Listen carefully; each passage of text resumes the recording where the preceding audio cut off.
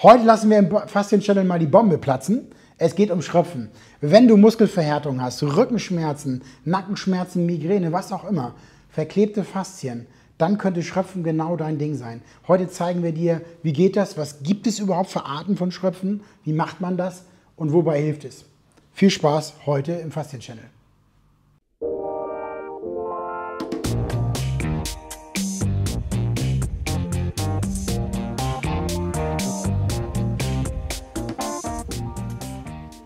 Was ist Schröpfen überhaupt? Also Schröpfen gibt es verschiedene Arten und es wurde auch weltweit unabhängig voneinander von verschiedensten Naturvölkern erfunden. Also zum Beispiel weiß man aus dem asiatischen Raum, dass die mit Bambus gearbeitet haben, das heiß gemacht haben, auf die Haut draufgelegt haben. Im afrikanischen Raum waren es Büffelhörner, die da verwendet wurden. Was ist all dem gemein? Man nimmt einen geschlossenen Gegenstand, sorgt dafür, dass hier Hitze entsteht und die Luft heißer ist als die Umgebungsluft und setzt es dann auf die Haut. Ja, im Asiatischen werden das mitunter auch noch in heißes Wasser, diese Bambusstäbe gekocht und dann mit speziellen Pflanzenextrakten und dann draufgesetzt. Die Wirkung von allem sind immer folgende. Wir haben zum einen die Wärme durch dies, wobei die Wärme gar nicht so heiß ist. Also was werdet ihr sehen, das denkt man immer, es ist so heiß, aber es ist so, dass die Haut das gut vertragen kann. Es ist jetzt nicht extrem heiß. Wir haben einen Unterdruck. Der Unterdruck zieht an diesem Fasziengewebe und wenn wir verklebte Faszien haben, löst sich das tatsächlich. Das merkt man, dass am Anfang eben wirklich das Schröpfen sehr unangenehm ist und mit der Zeit derjenige wie so eine Gewöhnung hat. Also es tut dann weniger weh. Zweite Wirkung mit Unterdruck sorgt natürlich dafür, dass wir ordentlich Durchblutung haben. So verhärtete, verkrampfte Muskulatur ist meist auch nicht so doll durchblutet. Wenn das alles eng ist, sind die Kapillaren auch nicht so weit gestellt, weil alles eng ist. Wenn wir jetzt mit Unterdruck dort arbeiten, kommt wieder Blut rein. Das heißt, Verklebung löst sich und wir kriegen wieder mehr Sauerstoff rein. Dritte Wirkung von dem, das werdet ihr sehen, es gibt blaue Flecken danach. Sieht immer sehr abenteuerlich aus. Ich kann mich sehr gut daran erinnern an die US-Schwimmer bei der Olympiade in Brasilien, die tatsächlich dann Schröpfmale hier oben hatten und alle sich Gedanken gemacht haben, was könnte dem passiert sein? Ist der irgendwie beim Schwimmen angefallen worden von irgendwelchen Seetieren? Nein, der war beim Schröpfen. Ja, also es sieht sehr abenteuerlich aus, aber was sind das? Die blauen Flecken sind tatsächlich ja Impulse an das Immunsystem, weil blauer Fleck heißt für den Körper Verletzung. Das Immunsystem kommt und räumt dort auf. Heißt, wenn wir so verhärtetes Gewebe haben, dann entsprechend kommt das Immunsystem und räumt auf. Wie das Ganze funktioniert und was es da gibt, das werden wir euch gleich live mal zeigen am Probanden. Luca ist da und dann legen wir los. Grundsätzlich gibt es 3 Teile in der Praxis, wie man schröpfen kann. Zum ersten haben wir hier das normale Schröpfglas mit Gummiball. Dort nimmt man tatsächlich, das ist auch was wir durchaus mal im einen oder anderen Video schon gemacht haben, nimmt man Öl und verteilt das erstmal so, damit es ein bisschen besser gleitet und sorgt dann dafür für einen Unterdruck und löst das Ganze schon mal vorab an. Das ist immer ganz gut als Vorbereitung, weil das löst schon mal die Faszien ganz gut, um letztendlich dann die stationären Gläser, die drauf bleiben, draufzusetzen. Ist das immer was man ganz gut machen kann. So, wenn ich das jetzt eine Weile gemacht habe und auch merke, dass die Verklebungen sich lösen, das spürt man nämlich tatsächlich als Therapeut, dass es dann leichter geht und es weniger knubbelig ist, dann kommen in der Praxis tatsächlich die Gläser mit der Vakuumpumpe dran, werden aufgesetzt und 1,5 Mal angezogen und bleiben dann eine Weile auf der verklebten Faszie und lösen das Ganze dann. Zeigen wollen wir euch heute aber in diesem Video auch noch das Feuerschröpfen. Ja, das sind Gläser wirklich aus Glas, die kann man auch sterilisieren, anders als die Plastikgläser. Die kann man nur desinfizieren, dafür eignen sich noch für ein anderes Verfahren. Dort werden wir heute einmal Feuerschröpfen machen und das werden wir dir zeigen am Beispiel des Rückens von Luca. So, den Effekt erzeuge ich jetzt dadurch, dass ich hier drinnen eine Hitze erzeuge. Das heißt, ich nehme zunächst erstmal Alkohol und schütte mir ihn in die Gläser und benetze jetzt den Rand des Glases mit Alkohol. Schwenke das schön durch und den Überstand gebe ich zurück in die Flasche. Gebe es dann hier auf ein Küchenkrepp, damit dann entsprechend die Überreste ablaufen können und nur noch die Gase dort drin sind. Das ist das Entscheidende nachher. Wir wollen nur die Gase haben und nicht mehr die Flüssigkeit auf den Patienten kippen. Hier ist jetzt ein größeres Glas, da nehme ich wieder ein bisschen mehr Alkohol, schwenke das Ganze großzügig, dass die Ränder des Glases wirklich gut benetzt sind. Überstand gebe ich ins nächste und gebe das auch hier hin. Und hier genau das Gleiche. Das mache ich jetzt mit allen Gläsern.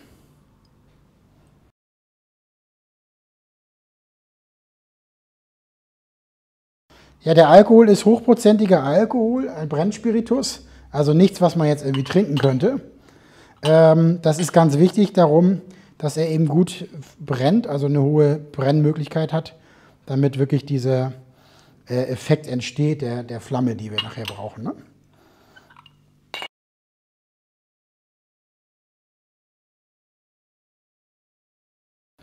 Die großen sind einfach für größere Flächen, also zum Beispiel unterer Rücken, und die kleinen sind natürlich von der Wirkung deutlich stärker, weil sie sehr punktuell dann ziehen. Die nimmt man dann an Stellen, wo es sehr punktuell auch ist. Ne?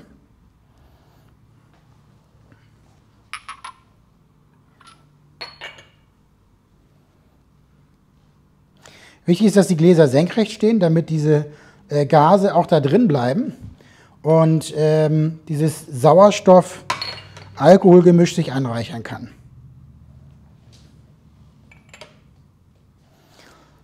So, nun haben wir das vorbereitet, jetzt können wir loslegen und fangen mit den beiden großen Gläsern an, die wir auf dem Rücken aufsetzen.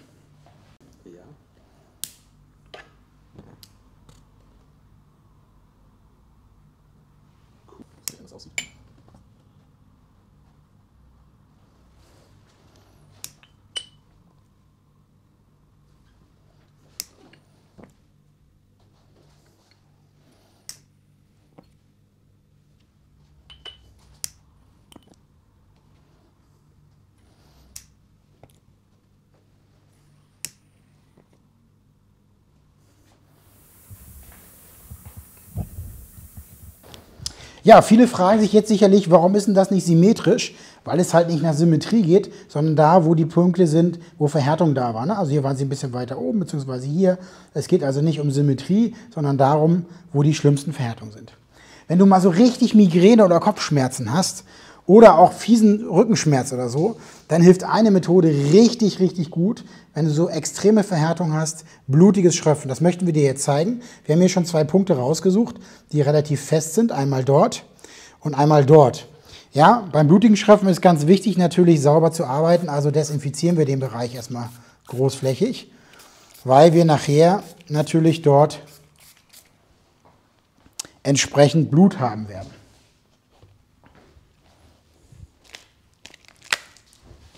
Nachdem wir jetzt die Einwirkzeit beachtet haben, nehmen wir uns einfach eine sterile Nadel, eine möglichst dünne, weil wir wollen ja keine Riesenlöcher machen, sondern ganz feine Löcher.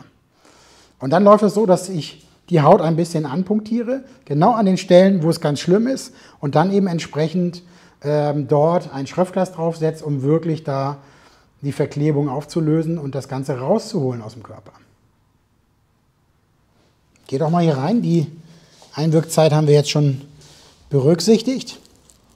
Genau, und jetzt fange ich einmal an und nehme den Punkt, piekt jetzt mal, nicht erschrecken, und gebe jetzt hier ganz viele kleine Löcher. Ja, aus dem Einzelnen kommt jetzt ein bisschen Blut, beim anderen noch nicht. Und gebe jetzt auf diesem Bereich ein Schröpfglas rauf.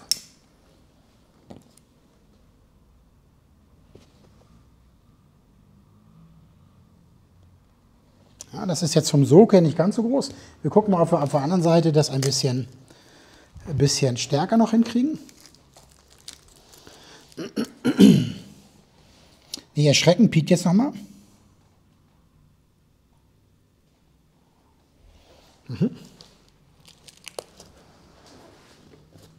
Und geben jetzt nochmal dort ein Schröpfglas rauf. Sehr gut. Ja, man kann hier wirklich sehen, dass dort das Blut dann rauskommt aus den Stellen. Und was auch erstaunlich ist, wie dunkel an einigen Stellen das Blut auch ist. Also in diesem Bereich ist zum Beispiel mehr Verhärtung sozusagen da, als zum Beispiel im unteren, wo das Blut recht rot ist.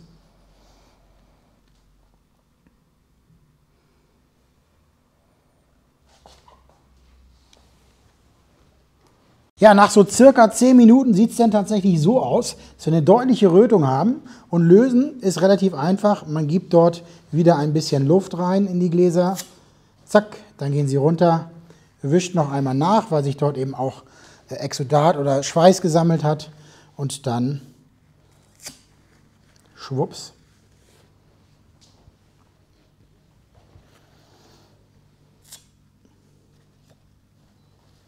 Und da kann man schön die blauen Flecken sehen, ne, das Gewebe, wo es arbeitet. Man sieht vor allen Dingen auch, dass es hier nicht ganz so ausgeprägt ist wie da. Das heißt, hier hat er deutlich mehr Übersäuerung als dort. Und wenn man das nochmal Seiten vergleicht, rechts hat er mehr Probleme als links. Auch das kann man jetzt alles sehen, das kommt zutage. Und beim blutigen Schröpfen würde dann entsprechend das Blut auch anders aussehen, wenn man das dann runter macht. Hier war fast gar nichts, ne? Also da hatte er relativ wenig Probleme. Das ist ein gutes Zeichen. Und last but not least, zum Schluss kommt das blutige Glas, wird dann einmal aufgenommen. Auch hier. Der Vorteil an den Glasgläsern gegenüber den anderen ist, die kann man jetzt waschen und dann sterilisieren. Das kann man mit den Plastikdingern nicht. Das ist der Vorteil, die gehen jetzt einfach in Steri und dann kann man die wieder benutzen. Okay, Zusammenfassung. Egal, ob du irgendwelche Muskelverhärtungen, Schmerzen oder was auch immer hast. Faszientechnisch kann Schröpfen wirklich helfen. Und da gibt es halt von der harmlosen Version, von einzigen Schröpfmassage, die du auch zu Hause durchaus machen kannst, über Gummischröpfgläser, die wir noch gar nicht gezeigt haben tatsächlich hier, bis hin zum Feuerschröpfen, über Schröpfen mit Vakuumpumpe.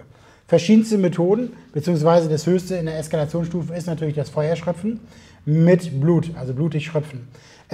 Von der Wirkung her kann ich dir sagen, ist das wirklich das Nonplusultra, wenn man so richtig feste Muskulatur hat und man macht blutige Schröpfen. Mache ich selten, dass es wirklich so extrem ist, aber wenn ich das tue, dann ist es tatsächlich so, dass von der Wirkung her sehr, sehr gut ist. Ja, zurück bleibt im Prinzip diese Flecken, die blauen Flecken, die aber ihre Wirkung haben, weil blauer Fleck heißt, erinnert euch, Verletzung. Verletzung heißt, das Immunsystem kommt und räumt auf. Das heißt, solange dieser blaue Fleck da ist, 1 bis 2 Wochen wie jeder blaue Fleck, ist eben auch noch weiter Wirkung in diesem Bereich. Das war's für diese Woche vom Faszien-Channel. Special zum Thema Schröpfen. Wenn du auch nochmal Schröpfen in der Anwendung siehst, guck gerne mal unsere anderen Videos an. Abonniere den Kanal oder schau auf die Playlist. Dort haben wir ganz häufig schon immer mal Schröpfen benutzt. Und ansonsten hinterlass mal einen Kommentar, ob du vielleicht schon Erfahrungen damit hast. Gute wie schlechte. Auch das ist immer ganz wichtig. Wir freuen uns auf dich. Nächste Woche geht es weiter im Faszien-Channel. Ciao!